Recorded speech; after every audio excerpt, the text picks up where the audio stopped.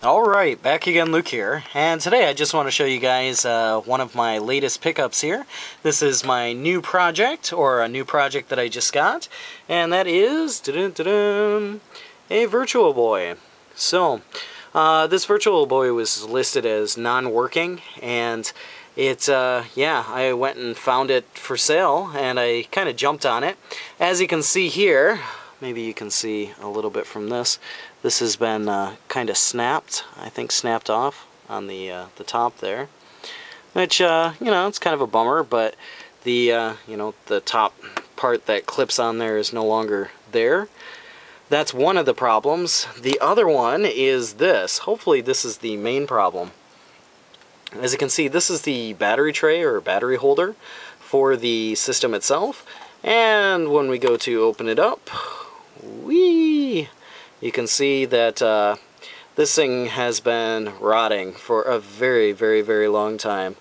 So unfortunately, this plastic case is pretty much sealed shut. But what I'm going to do is I'm going to try and see if I can cut the back part of the plastic off here and get at the inside and see if I can salvage this battery connector. As these adapters are getting more and more difficult to find, see if I can salvage this thing and bring it back to life. But it's going to require doing a little bit of cutting and some customization to get this thing apart, but we'll give it a shot nonetheless. I just figured I'd share this with you guys and show you what's going on here with the latest setup, and hopefully, I don't know, we'll see how things go, but hopefully I'll be able to get this thing up and working again, and hopefully it won't have the really common lens problem where the lenses are actually messed up, but I'm guessing it probably does. So I'm not too sure, but we'll take a look at it and see what we can do about getting this thing repaired. But yeah, if all goes well, we'll put this with another video. If not, I'll just leave this as video part 1, and we'll come back to it at a later time. But let's give it a shot nonetheless. Alright, so as you guys can see here, I've managed to get this top part off, and after doing a little bit of looking on the inside here, it may be kind of difficult to see, but I'll see if I can show you guys this as clearly as possible. On the inside here at the very bottom of this tray, there are a couple of hooks here on the sides. Now by pressing in these tabs on the side here, on this side as well as the other side, what you'll wind up doing is be able to pry this thing up from the back here. This thing actually does slide out, and I haven't gotten it all the way out here, but I'm still in the process. Yeah, as you can see, this bottom part will slide out. So these things can be repaired. They can be fixed. So it's kind of something that I thought you guys might want to see here. Let's see if we can put this down here, make this a little easier. Maybe I can get this out. And there you go. So this tray, this bottom tray here, slides right out, which I didn't even know about until right now. But you can see the extensive damage that's been taking place here at the bottom. It's really eaten this away a lot. And although these springs seem to be they seem to be semi-alive here, semi-working.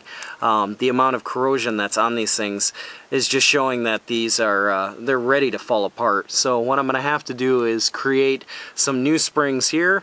I'll probably go through my parts bin and see what I have laying around there as far as handhelds go, remove them, and you can see there's a resistor on the bottom here between these two plates. So I'll try and refurbish this and put this back together with some new plates and some new setups. What I might have to do here is actually run a wire, I'm not sure, instead of having this this all connected as one. But we'll see what we can do here. Obviously this is not going to be able to be reused. The top ones here still may have some life to them, at least the first two.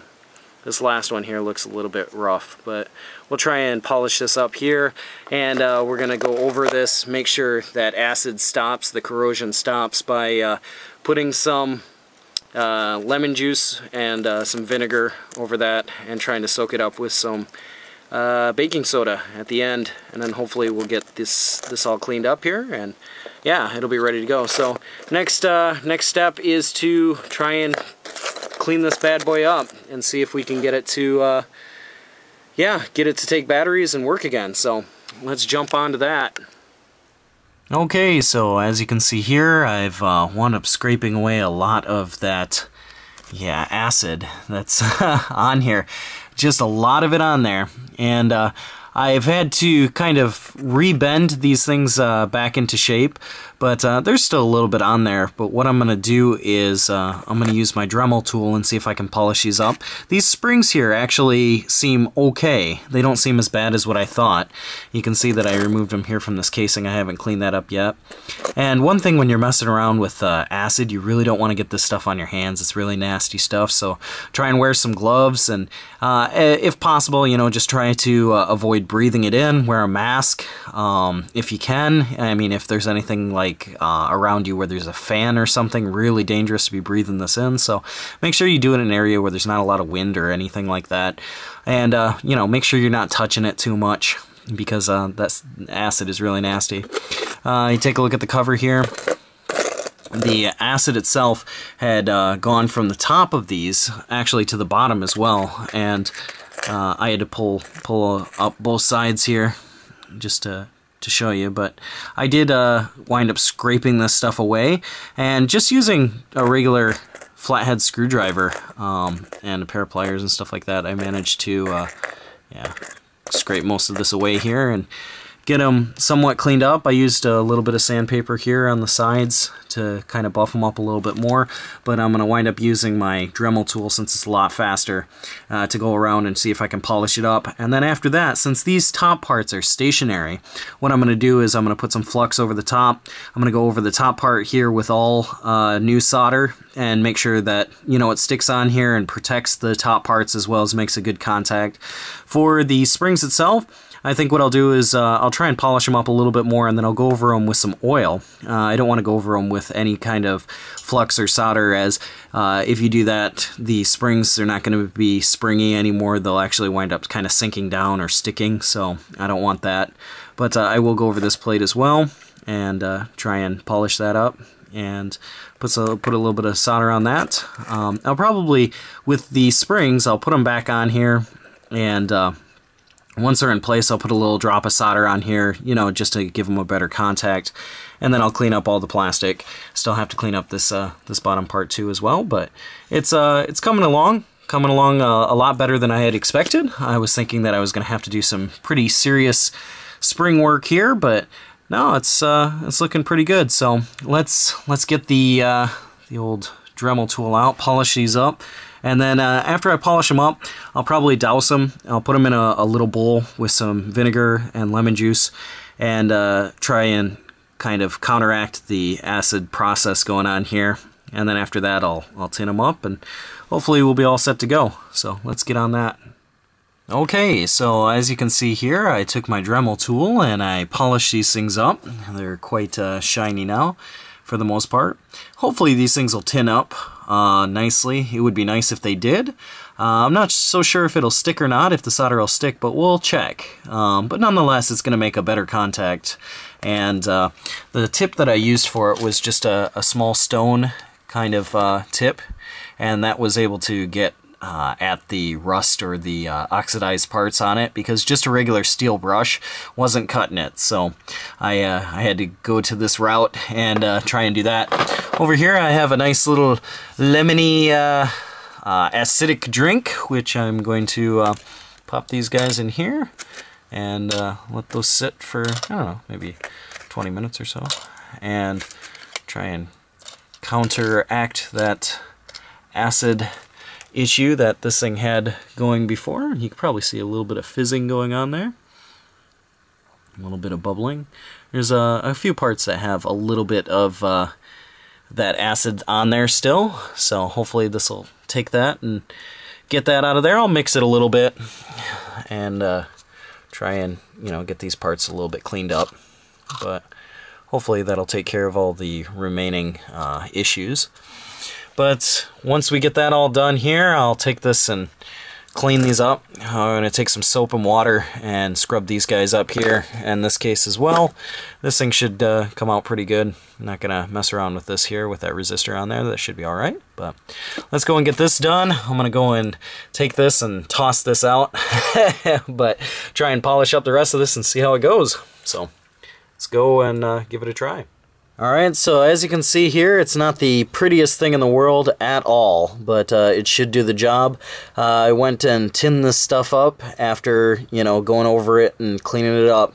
There were a lot of divots, a lot of, you know, a lot of bad points in there from the acid eating away at it, but this should definitely make contact now. We're not going for like the beauty contest, but definitely going for something that will work, as well as the bottom there that cleaned up semi-decently. It's definitely going to be usable. I know the springs in there look a little bit rusty, but they are still pretty good. I put some oil around those and they should work out alright. So, got this thing back together, but after putting this thing back together, the first thing that popped into my mind was, okay, this thing's really corroded bad. Was it left in the remote, or was it left, you know, out? You know, when they put it aside, did they have this thing sitting aside and in storage for a long time, or did they have it in the controller? And as you can see here, I'm in the process of taking this apart. The answer is, it was in the controller. So we're gonna have to take this controller apart and try and clean up this contact point. Hopefully that's not too bad, but yeah, you can see that it's in there. So we're going to scrub this down, and yeah, the adventure continues here. Hopefully we'll be able to get this thing up and running. And that's not even telling what's wrong with the system itself. So we'll give it a shot here. So be back in a few minutes. Okay, so I got the controller board out here, and you can see this lovely black colored stuff at the bottom here is corrosion. That's eating at, if not already eaten through, these traces on the bottom here. So what I'm going to have to do is I'm going to have to sand that down, and I'm going to go back over it, make sure that I at least have enough of this plating here to maybe even tin up. If it's gone, I might have to run a couple of jumper wires here on the back. And I'm going to have to desolder this so I can get at this blue monster here. Look at that. Looks like fur. So I'm going to have to desolder this here, this clip, so that I can try and clean up this and hopefully be able to salvage that, that metal plate that's in there, because that's what clips into the battery pack. So without that, we're not going to be getting much power here through this controller. So we'll heat up the old soldering pen and hopefully be able to get at this. I can probably try and scratch this away and see. Let's give this a shot here while we're waiting for the old soldering pen to warm up. See if this thing has any trace left underneath it, or if it's, you know, gone. So what I'm just gonna do is just use a flathead screwdriver here and just see. Oh, it looks like it's there. That's good. Yeah, you got some copper showing there, so that's good. Nonetheless, I'm gonna sand this down here, and I'm gonna try and go back over this with a little bit of flux and tin this up here, and hopefully that'll preserve that a little bit better, and I won't have to worry about that eventually eating through there. But we'll get to that and kind of go from there. So just a minute. Alright guys, as you can see here, I removed all of the corrosion, or all the acid that was on there. Wasn't so lucky with this one. Unfortunately, the acid had eaten away at all the tabs. I was able to remove the other one here, and it looks like it's still in good position, or good condition. But this part here on the side, it's like a spring, you know, basically made from the metal. So when the battery tray goes in, it kind of closes a little bit but keeps tension on the end. And unfortunately, with the way that this thing is here being eaten away, there's no way, even if I try to resolder this, the solder is just going to bend. It's not going to have any tension at all on this. So immediately what I started doing is I started to think, okay, how can I recreate this thing? And I went looking around for some metal, and I came across this. This is the bottom part of an old PlayStation 2. And what's nice about this, as I was, you know, searching around for different stuff, is it actually has some parts in it that are bent. So what I did is, I'm still not sure if this is going to work. I'm pretty hopeful that it'll work, but you know, I'm not 100% guaranteed that it will work. I took all three of the pieces, I flattened this out, and this part here wound up going over here like so. This is the end part that goes into the circuit board itself, and then this part here, as you can see, it's kind of flipped over here. It's already bent, and that's kind of one nice part of it, but this part went here. So when you put it all together, it makes that shape there. So what I'm going to try and do is I'm going to try and cut this metal out. Then I'm going to, you know, bend it here. It's going to have to be bent a little bit, and then we'll try and put it back together and see if it works. But yeah, here goes nothing.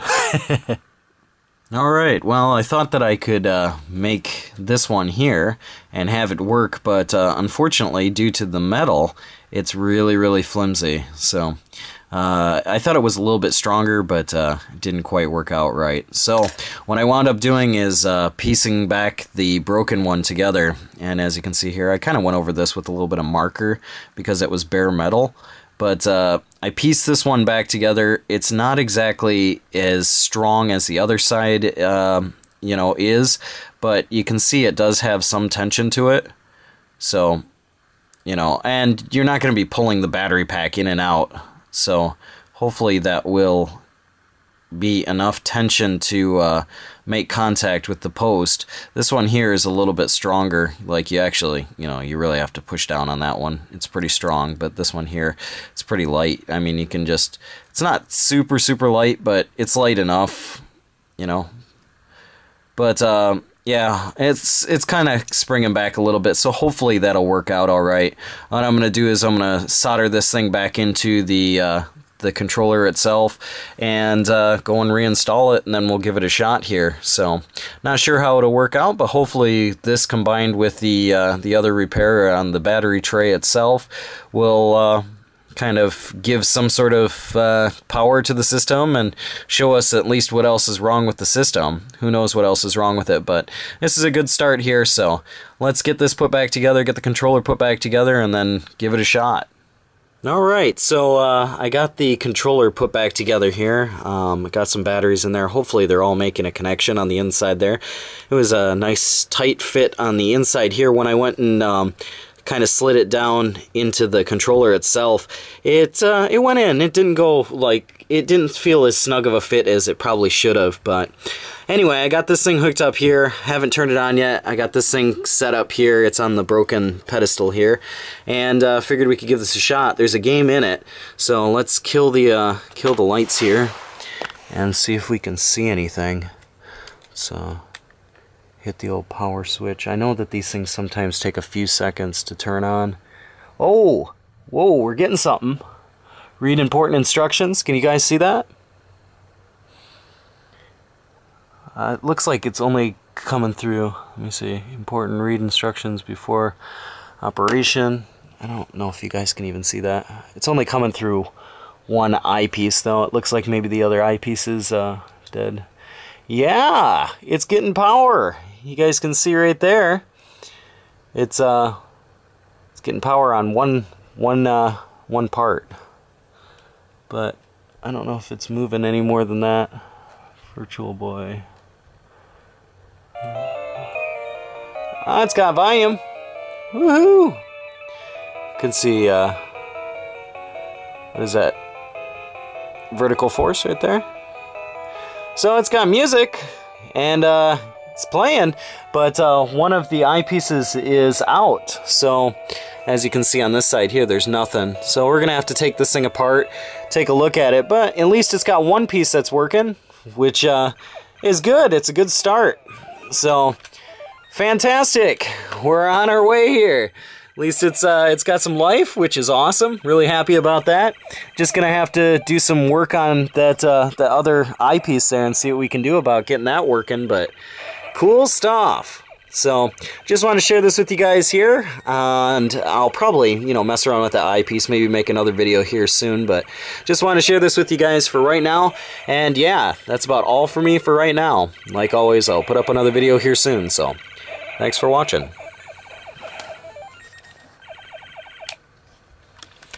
You can see that kind of repaired spot there. Seems to be working good. And ta-da! Nice. Okay, so as you can see here, I've taken the cover off of this and quite a few screws on it.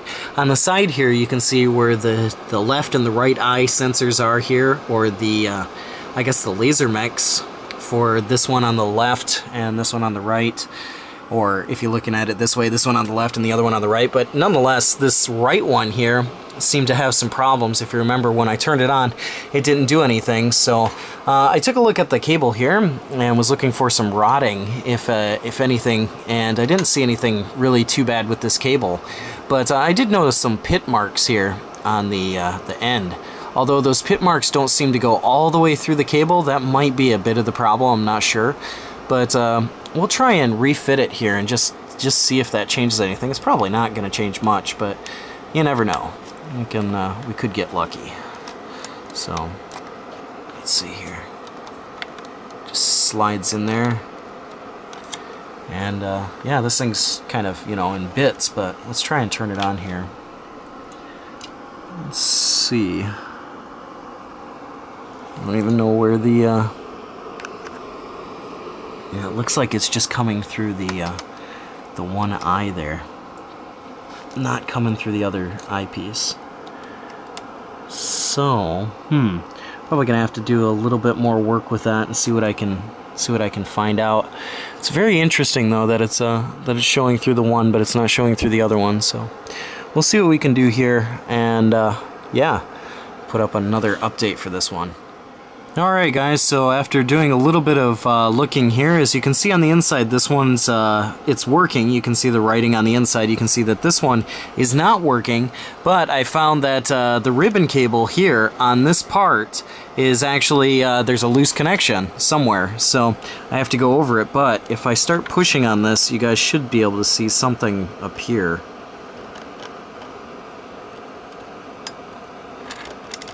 Let's see. See if I can even see it myself. I don't know if you guys can make that out or not. There's actually some writing in the distance. It's kind of hard to see, but yeah, right there in the middle. If I let go of it, you can see it disappears, and then now it's back. Now it disappears, and yeah, now it's back. So I got a loose cable here on this end, so what I think I might do is try and heat this up with my soldering pen and see if I can get that to stick back down again, and hope for the best on that. So let's go ahead and give that a shot now and see what happens. Alright guys, so if you take a look over here at this this side, all I did was very quickly just went and rubbed the soldering pen up and down there. You can see it looks like it's a little bit melted there, but I just ran the pen up and down there, just kind of like you're making just singular strokes along each one of those pins, and very quickly, because it is a plastic cable and you really don't want it to burn. If that thing burns and melts, you are out of luck, and you're going to be doing a lot of pin hunting and resoldering on that. But let's take a look here. And I don't know if you guys can see this. So this is the left one that was always working. So you can see the writing there off in the distance. And then if we come over here, you can see the right one is now working. So we've got both of these things working here, left and right. So this thing should be ready to go. I'll slap this thing back together, and yeah, we'll give it a test. But it's looking pretty good so far. But let's get it all back together and take a look at it.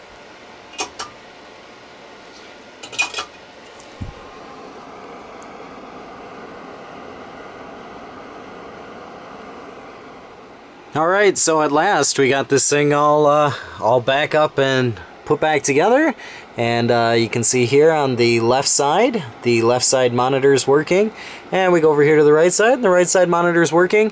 And everything's crystal clear. There's no lines in it or anything like that. It's just the flashing coming from the camera itself. So if we kill the lights here, probably get a bit of a better view. Or hopefully a little bit of a better view. Once again, you can see the left picture there, which is you know, perfect, no problems with that, and the right picture. So we've got another Virtua Boy here, saved from the grave, and just figured I'd share this with you guys here. And yeah, that's about all for me for right now. Like always, I'll put up another video here soon, so thanks for watching.